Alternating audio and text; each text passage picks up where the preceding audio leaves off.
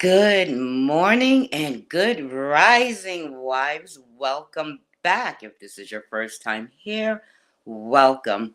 My name is Nevaeh Devansha Trinity, and today we are going to pick up where we left off on Wednesday with the foundation that I had laid out with certain key terms and key words that we should remember when we are speaking about that Proverbs 31 wife.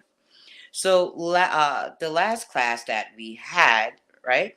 I went over the the definition, or should I say, the character, the disposition of a wife. And biblically speaking, she is a wife after God's heart, after a godly heart. And within that loyalty, does she express and demonstrates devotion, honor, and respect for her husband, for her man? And we also touched on what character was, and that is the mental mindset and moral qualities distinctive to an individual. We also looked at, yeah, we did a lot last week.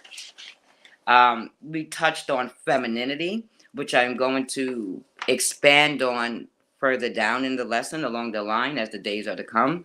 And femininity is truly the ability, should I say, the comfortability to rest into that divine feminine energetic state, that state of being. It's a state of rest. It's a state of calm. It's a state of comfort. It's a state of peace and tranquility and serene. So when we're talking about femininity, we're not really so much talking about the gender, but more so the quality of that woman.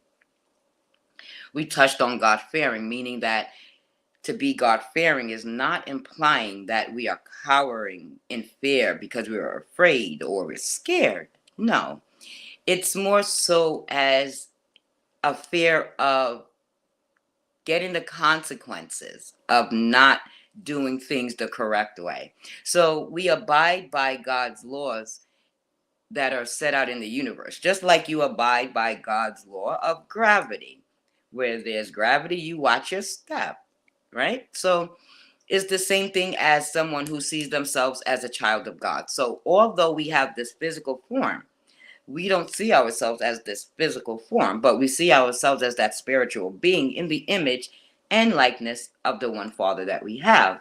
So we abide by these universal laws, especially the laws of attraction, the laws of vibration, the laws of polarity, the laws of compensation, the laws of oneness, the laws of cause and effect, and so forth. So we're going to definitely get into that as well further down on in the lesson, because we need to understand that in order for us to be able to submit to our man, we must first be comfortable and faithful in submitting to God, because it is through God do our husband come. It is through God does our provision come from. So while God provides, the man maintains, and the wife sustains, we both, as the husband and wife, we submit to God first. First and foremost, that submission is to God before it is to man. Next, I touched up on intent, the intent for the relationship, right? And for the Proverbs 31 woman, we don't date for the sake of dating. We date with intent, meaning that before we even go out with that man, we've already in our mindset prepared ourselves for the man. As such, when that man arrives into our presence, we are able to witness and observe that man in action before we even approve him to go forward out on that date. So we don't wait to the date before we get to know that person. It's because we know that person do we even accept the date to begin with. And another thing we touched on, the sixth point. The sixth point is the purpose for relationships. Now, one thing I didn't mention the last session that I will mention this one is that one of the grandest purposes for relationships is so that it allows us to be able to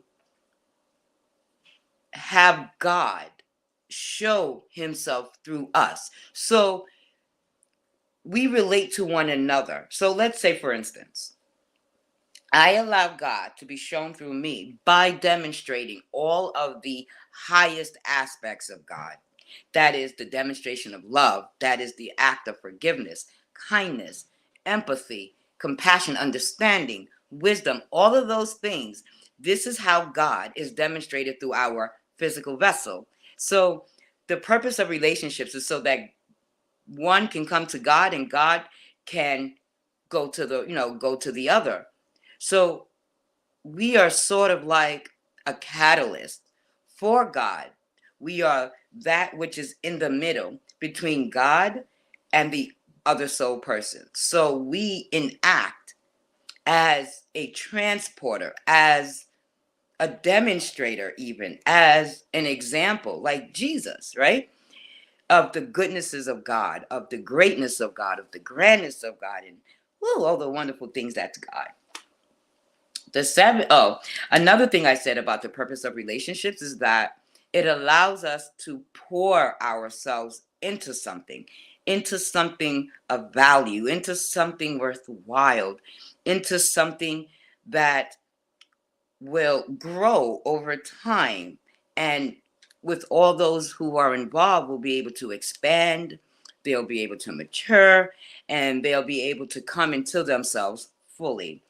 Another reason for relationships that I mentioned was that it allows us the opportunity to know ourselves, because relationships reveals ourselves back to us. So as you see another person, so you see yourself.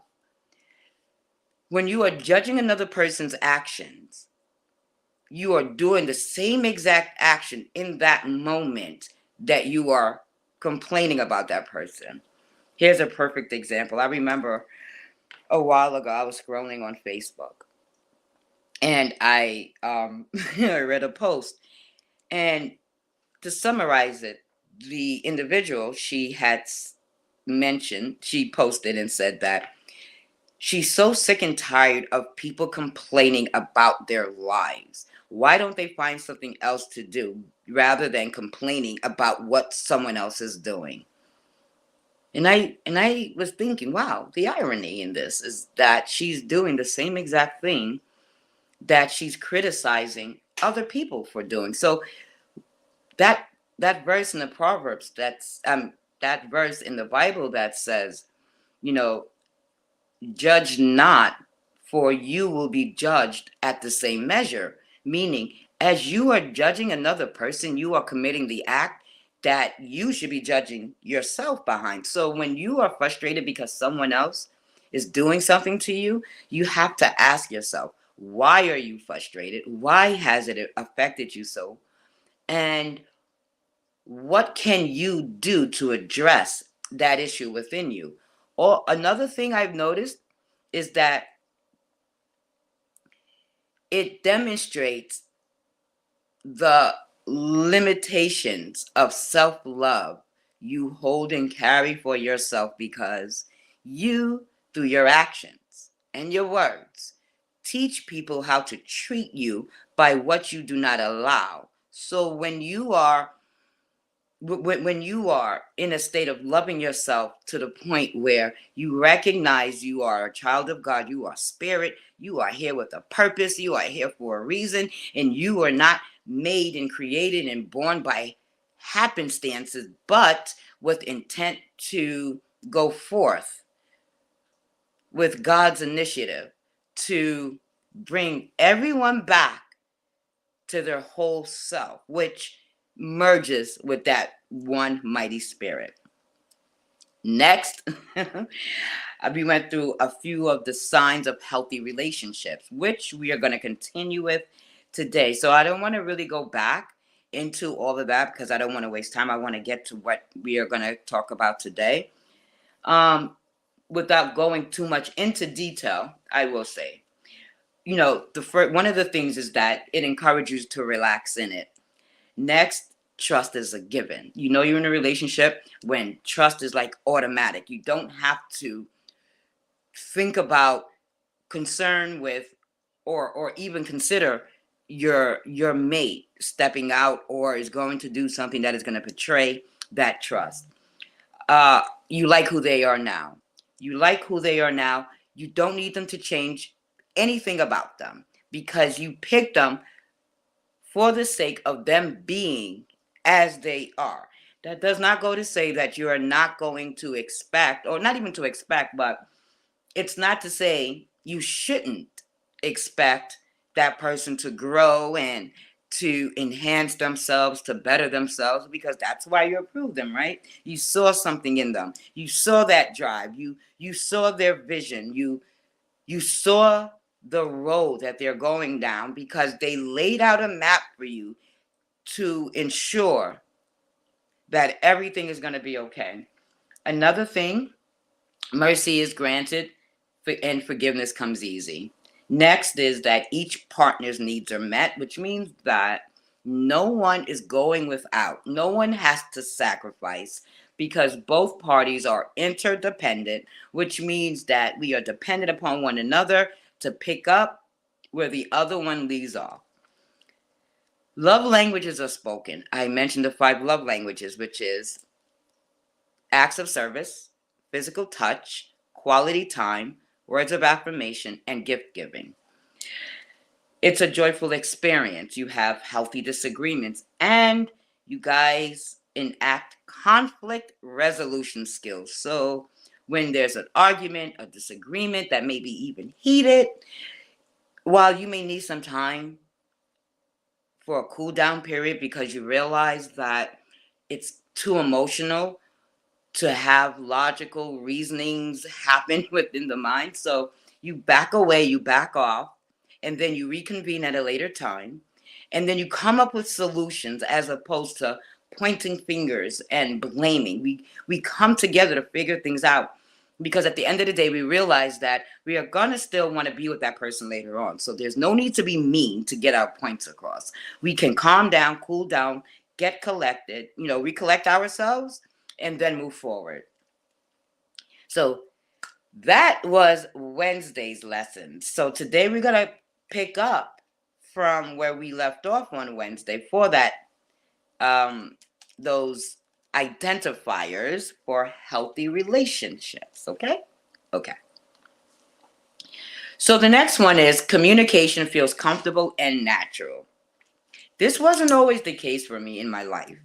I wasn't always comfortable speaking my mind. I wasn't always open to speak my thoughts because one, I didn't think that, I was going to be heard. I didn't believe that I was going to, be thought of or considered in the things that I was going through. So I just essentially allowed things to be and complained about it later, which did more harm than it did good, right? So I had to be mindful. But now, today, it's not the same. Today, I can speak to him about everything. I mean, he knows so much about me, things that I thought if I revealed, he would look at me as weak or overly emotional or dramatic or just everything other than understood and how can I put it, valued. That's the right word. Valued. And he showed me that I'm valued. Another thing is sexual intimacy is full of passion and desire for the other.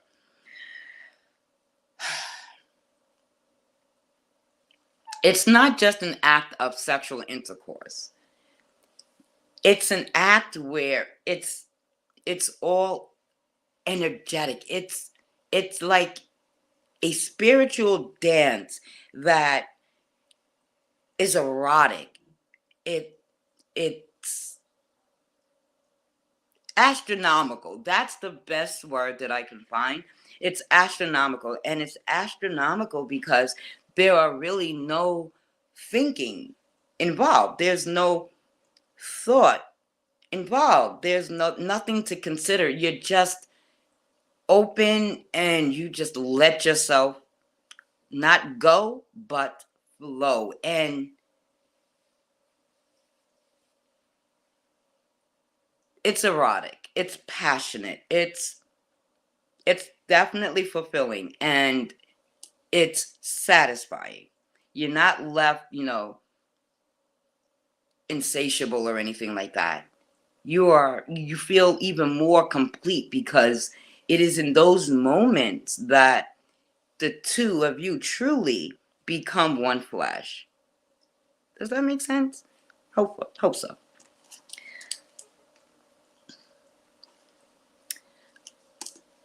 The next one is very important.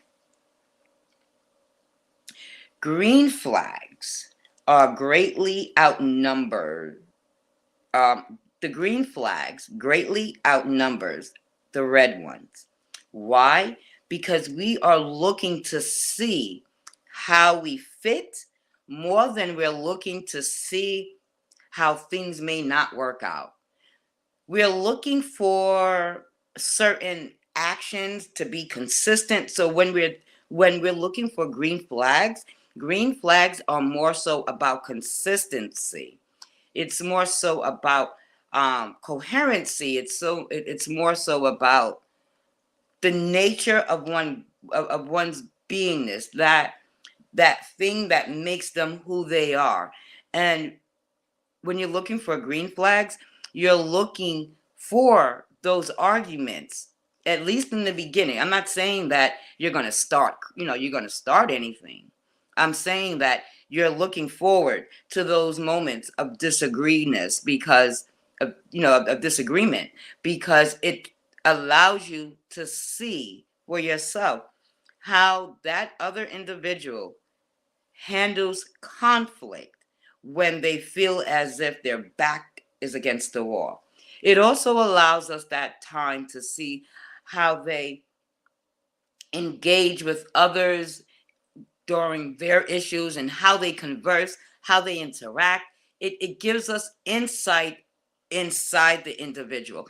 And it's really another way of intimacy, into me, you see. So we are looking for more green flags because the red flags are going to be there. Like, as long as they're not deal breakers, as long as they are not something that, is going to say, okay, you know what, there's nothing about this person I can work with because of A, B, C, and D. Like, for instance, the person could be nice, the person could be kind, the woman can be sweet, but she has an OnlyFans page, right? So, that is a deal breaker. That's not a red flag. That is just a deal breaker for that traditional man who is following after God's heart, who is, leading in accordance to God's directions and guide. So in choosing, we are looking for those green flags, because it is those green flags that are going to really truly sustain the relationship. That's a good point. Next, which is very important because I often see the opposite of this, which is both parties are emotionally available. When I say they are emotionally available, I'm saying that they are willing to surrender to emotional feelings that may be discomforting or uncomfortable. Let's say that. They are open to be vulnerable. And when you're vulnerable, all emotions can flow through you because you don't have that wall up that keeps that pain out, right?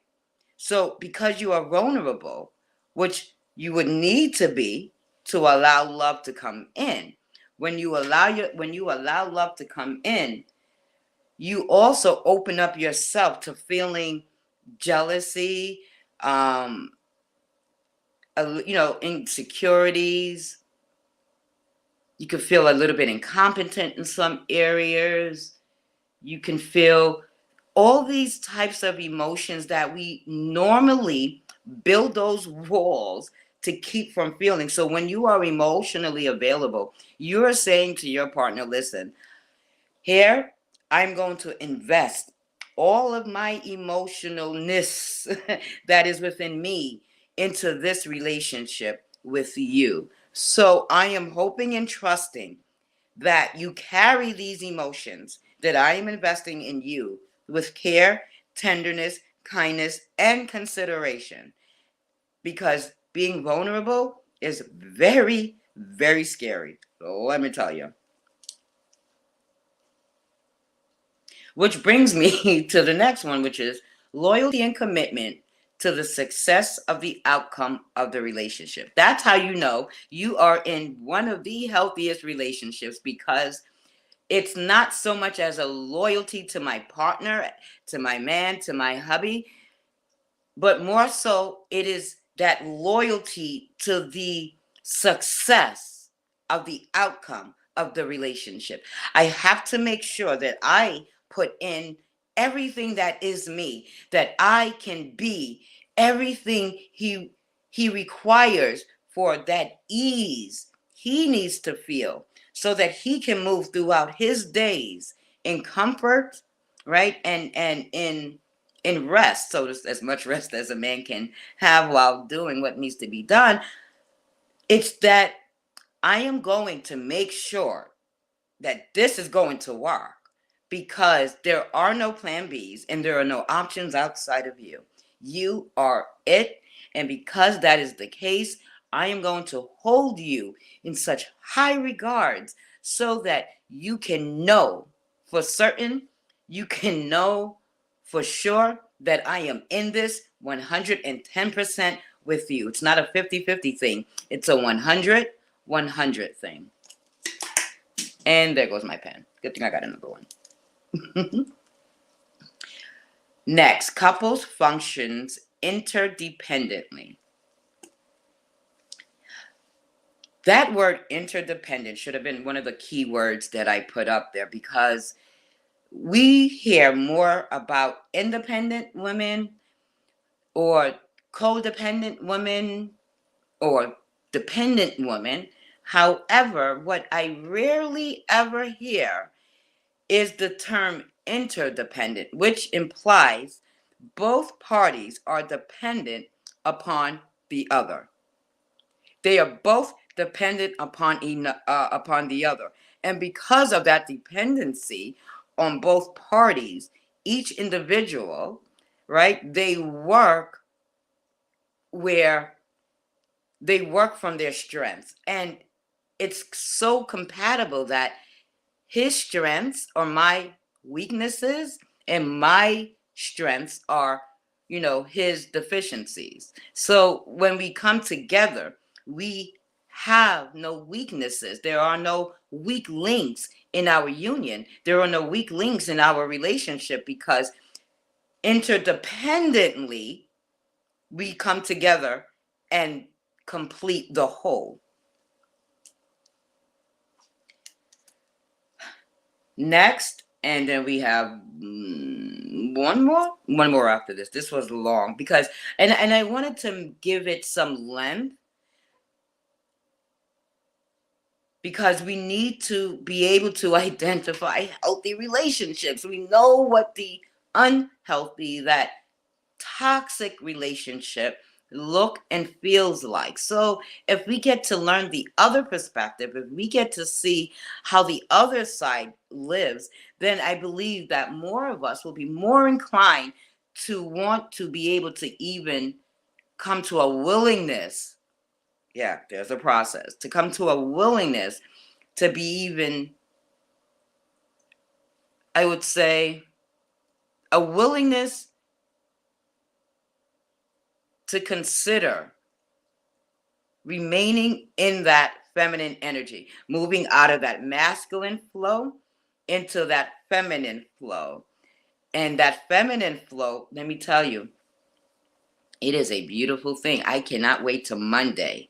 Monday, it's going to be, yeah, it's going to be Monday's lesson, because we're going to talk about that biblical wife as the individual in more depth, and I'll be able to bring picture to it through scripture. But for now, we're going to continue with these last two. The next one, character and behavior align. This is very important with the traditional woman, with that Proverbs 31 woman. Character and behavior aligns. We need to be able to depend. We need to be able to rely on. We need to be able to feel secure in and safety in the relationship and in our man. We need to be able to have someone who fits a profile suitable for our skills, our talents, and our gifts, so that we can come together as one flesh, working interdependently with one another. And last but not least shares moral beliefs, standards, values, and ethics.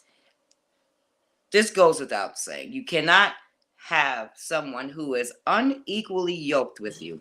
And it doesn't imply that you have a Christian person, a person who claims to be a Christian, goes to church every Sunday for Sunday service, right? Wednesday for Bible study, and Friday for choir rehearsal or for something that has to do with the church. And they cannot be with someone who doesn't attend church. I'm not saying that, because going to church doesn't make you a Christian. So let's get that out. All right? Let's get it out. Let's get it out there. Going to church, stepping foot into a building, does not make you a Christian. It just makes you someone who does a certain thing on a certain day, a certain way. But if when you leave church and you cursing out somebody for a parking spot or something after church, or if you leave church on Sunday and you're acting a fool Monday through Friday, forgetting everything that you learned in service on Sunday, you're not behaving in a Christian way. You are just a churchgoer. So going to church doesn't make you unequally yoked with someone who does not go to church. What makes you unequally yoked is if someone is a thief and you're not. If someone is a liar and you're not. If someone is, engaging in what you may consider bad behavior and you're not. Now, that's when you are not equally yoked. That's when the character and the behavior of that individual does not align with your moral standards, right? Your moral beliefs and your values and your ethics. So the last two really coincide with one another, because it has to align with everything that you are. And last but not least, for the terms and key terms and key words, is going to be divine feminine energy. Divine feminine energy is gender neutral. It's not privy to, feminine energy being for that woman and masculine energy being a man, because you can have both feminine. I'm sorry. You can have both a man and a woman moving through the feminine energy, the same way you can have both man and woman moving through that masculine energy. So that's why they say divine energy is gender neutral. It's just a flow that we occupy, that we are dominated over. So when you are moving through the masculine energy, you are a being who is always in constant action. You're doing. You're doing. You're achieving. You're a go-getter. You want to succeed, because it's going to give you a sense of accomplishment. That masculine energy is that one person that would, get that degree, to get that bomb career, so that they can have a hefty bank sum. They're financially secure, or should I say they secure the finances, right? So they secure the finances by going out to work in whatever field, whatever capacity that may be. They are the energy that is always in the state of doing, whereas the feminine energy, that's the state of being. She is in that state of rest. That feminine energy is not that one to go out into the world and do that 9 to 5. No, she rests into that feminine energy, which is the state that attracts. So, whereas, excuse me, whereas that masculine woman will go out there and become, you know, um, uh, a doctor, a lawyer, some high end profession like that, that feminine woman, she would instead use her creative energy. She would create something through her talents. She would create something through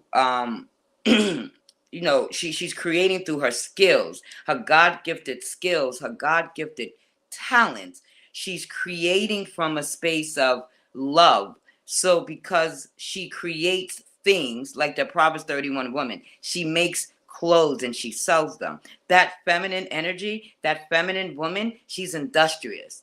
She's not so much professional as she is industrious. She creates goods. She creates goods to sell so that she can bring back all the money and contribute to the household, because as a helpmeet, she helped make ends meet. Genesis 2, that's what Eve was called, right? Eve was Adam's helpmeet. Eve was not his partner. Eve was not his spouse. Eve was his helpmeet. And as a helpmeet, she becomes his wife. Isn't that beautiful? I think it's beautiful. Whew. Okay, so like I was saying about the energy space with the divine energy, that divine masculine energy and that divine feminine energy, they're called leading energies. Is the energy that we are being, that we are leading from. It's the energy that we rest in and that we lead from. So the masculine energy is the energy of doing. It's action oriented, right? It represents the sun, fire, right? It's hot, it's bright, it's fire destroys, right? Fire destroys, but it also creates. If there's a forest fire, right? A big forest fire, what happens is as the trees are burning, seeds are falling from the tree and going into the soil. And then the rain will come and the earth will do its thing and a new tree will sprout. So even though the fire destroyed the tree, the fire also enabled new trees to grow.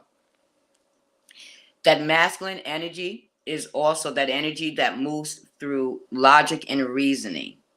So they are always thinking and figuring things out. It's systematic, it's computing, it's, numbers and formulas. That masculine energy deals with systematic things, numbers and formulas and things of that nature. Whereas the feminine energy, she moves from the feelings, our emotional state. So instead of figuring something out through logic and reasoning, either through deductive or inductive reasoning, she goes more from the space of intuition, right? That feminine energy is intuitive. Let me make something clear about this word intuition. It doesn't mean that you are in a relationship, you see things that are going on with your man that has you think that he's cheating. It's not your intuition that makes you go through the phone. No, that's you being nosy. Okay? You cannot, words mean things. We have to understand. Words mean things. Intuition is not going through your man's phone. Okay? Intuition looks something like this. You get an urge to do something that'll either have you do something practical or you have an urge to move somewhere, that urge always brings about positive, you ready?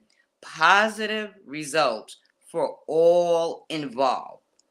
Positive results for all involved. It's not just you finding out that your man was a cheater or that he lied or that he's doing something where you feel betrayed.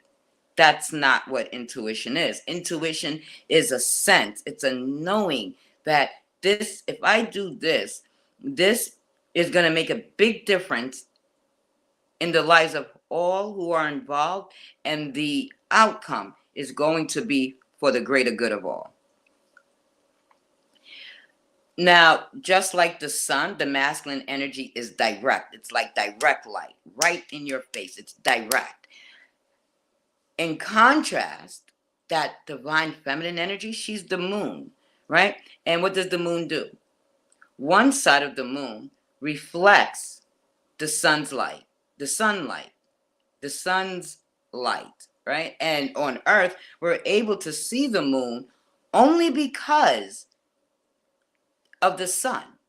Without the light beaming on it from the sun, on the backside of the moon, it's dark.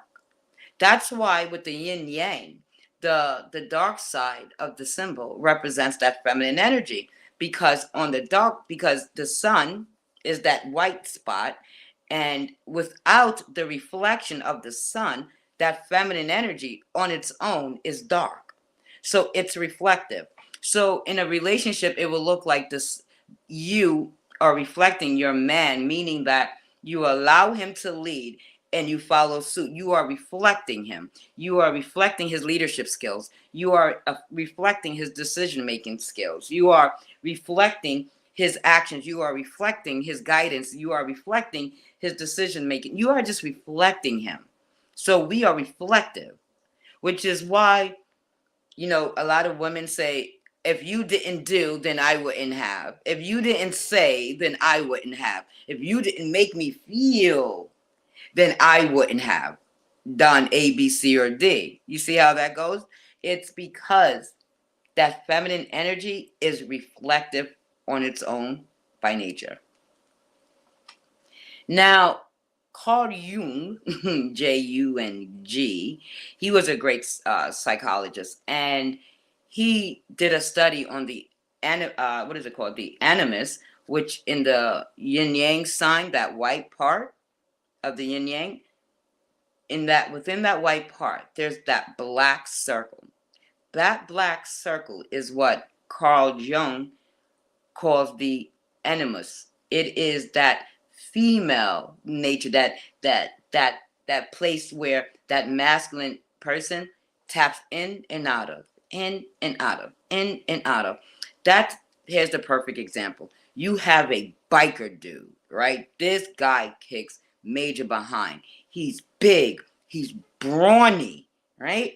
And he's aggressive. He's just, oh, get on my face. All right? That's that white. He is dominantly that white. You put a newborn baby in his arms and you will see him. Oh, look at baby there. Oh, look at the, right? Oh, look at the baby. You could do. He tapped into the animus part, that black circle. The feminine energy, that black part that looked like a paisley, she has that white circle. That is when she couldn't. The best demonstration of that is a feminine woman that has to go in lioness mode, that mama bear mode, that mode that says, I have to protect. So now I have to get aggressive. I have to take charge. I have to take the lead. I have to do this for right now because this is what it takes. And after this, I'm going to return back into my natural feminine resting state of being. Stillness. That's it. Stillness. So that is a brief a brief synopsis of the feminine energy. The next thing I want us to look at about the feminine woman herself is that she is attractive. Whew! This part is going to be fun because when I say attractive, honey, I don't mean her physical features are attractive. I'm saying she is that attracting force that pulls, that brings, that summons, that calls, that beckons that masculine man to come to her.